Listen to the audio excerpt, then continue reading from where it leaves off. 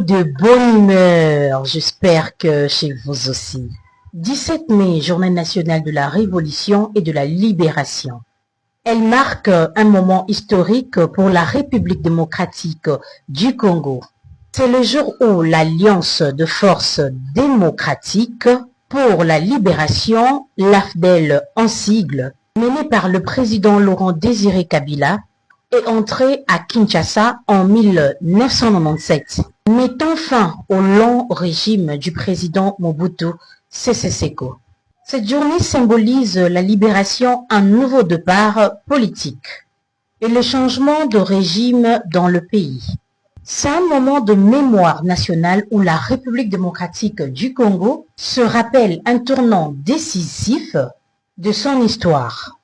La question se pose, 29 ans après, peut-on dire que la libération du 17 mai nous a réellement délivré de grands défis du pays? Répondez-nous en commentaire. 18 mai, le monde célèbre la journée internationale de musée. Créée par le Conseil international de musées, ICOM en sigle, elle met en valeur le rôle culturel, éducatif et social de musées dans le monde. Dites-nous, c'est quoi un musée?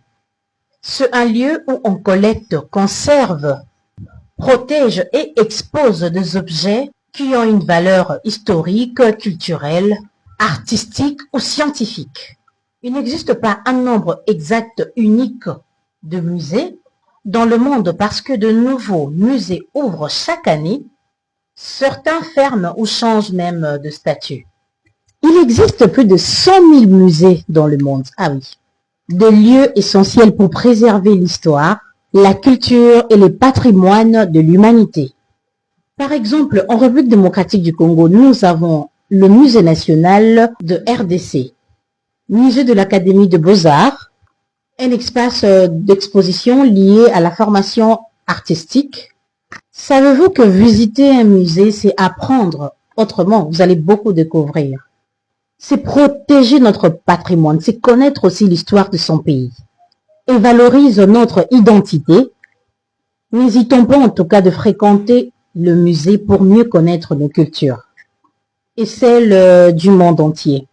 Le musée est un espace de mémoire, des découvertes et des transitions. Surtout, il nous permet de voyager dans le temps. C'était votre émission Le Profil, diffusée dans YAK sur vos écrans. N'oubliez pas de vous abonner et moi, je vous retrouve à très vite. Prenez soin de vous car la vie est belle. Je vous dis au revoir.